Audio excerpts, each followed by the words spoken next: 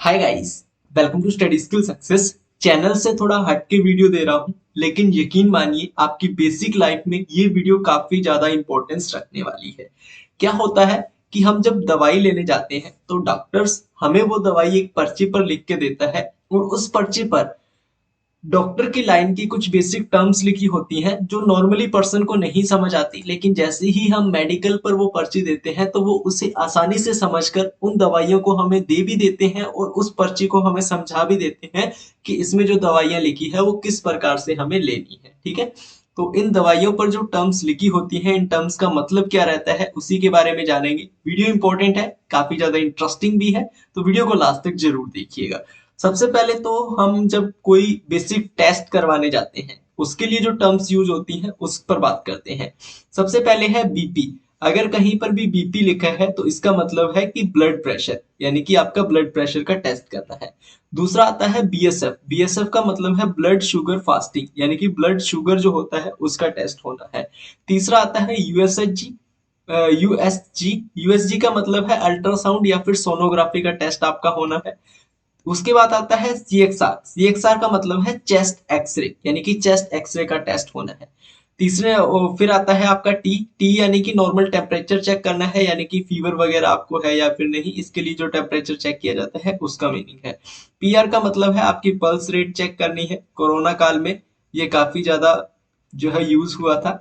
उसके बाद आपका आता है आरआर यानी कि रेस्पिरेशन, और लास्ट आपका आता है एचआर यानी कि हार्ट रेट। इसके अलावा भी काफी सारी टर्म्स होती है, लेकिन बेसिकली जो टर्म्स यूज होती हैं वो यही होती हैं। ठीक है, उसके बाद बात करते हैं। उसके बाद सबसे इंपॉर्टेंट टर्म्स होती है मेडिसिन की टर्म्स। जो मेडिसिन हम लेने जाते हैं या फिर हमें दवाई जो दी जाती है उसके साथ कुछ टर्म्स लिखी होती हैं, जिसकी बेसिस पर मेडिकल वाला हमें बताता है कि हमें इस दवाई को दिन में कितनी बार और किस प्रकार से लेनी है। ठीक है, तो अगर आपकी दवाई के सामने बीआईडी लिखा है तो आप समझ सकते हैं कि ये जो दवाई है वो आपको दिन में 2 बार लेनी है, 2 टाइम्स ए डे।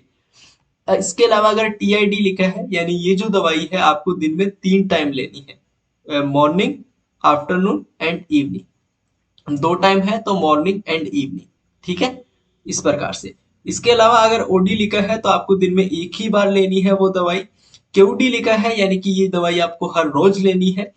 क्यूआईडी लिखा है यानी कि ये जो दवाई है आपको दिन में 4 टाइम लेनी है। अगर इसके साथ आपको एसओएस लिखा है यानी कि इफ नीडेड, यानी कि पैरासीटामोल हो गई और भी काफी सारी पेन किलर हो गई जो दवाई होती है, यानी कि जब पेन होगा या फिर अगर पैरासीटामोल दी जाती है तो फीवर होता है, ये दवाई तभी लेनी है, अदरवाइज आपको नहीं लेनी। आपको ऐसे दी भी होंगी, अगर आप फीवर वगैरह आपके पास काफी है तो आपको एक एक्स्ट्रा पैरासीटामोल दी जाती है और उसके साथ बोला जाता है कि अगर फीवर आता है तो आपको ये लेनी है, अदरवाइज आपको नहीं लेनी है, तो उस दवाई के आगे एसओएस लिखा होता है।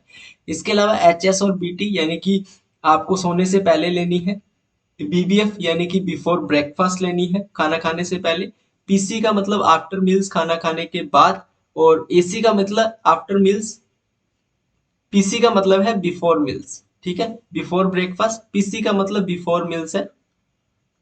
एसी का मतलब आफ्टर मील्स है। ये थोड़े स्पेल मिस्टेक है तो ये थोड़ा देख लीजिएगा। ये बेसिक की मेडिसिन टर्म्स है जो कि हमारे मेडिसिन के आगे लिखा होता है और उसका मीनिंग हमें नहीं पता रहता, लेकिन इस वीडियो के बाद आपको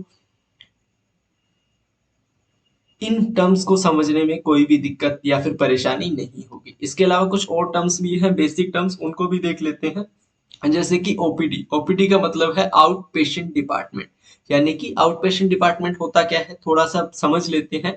आप हॉस्पिटल गए, बाहर से आपने काउंटर से क्या किया, एक पर्ची ली। पर्ची के बाद आप डॉक्टर के पास गए, डॉक्टर ने उस पर्ची पर दवाइयां लिख दी और वो दवाइयां आपने वहीं के मेडिकल से लेके अपने घर आ गए। यानी कि बाहर के बाहर ही आपका काम हो गया, आपको हॉस्पिटल में जो है वो भर्ती होना नहीं पड़ा। तो ये क्या हुआ, आउट पेशेंट डिपार्टमेंट। इसके बाद इन पेशेंट डिपार्टमेंट भी आता है। इन पेशेंट डिपार्टमेंट का मतलब है कि आप हॉस्पिटल में भर्ती हुए हैं। ठीक है, सिंपल सी बात।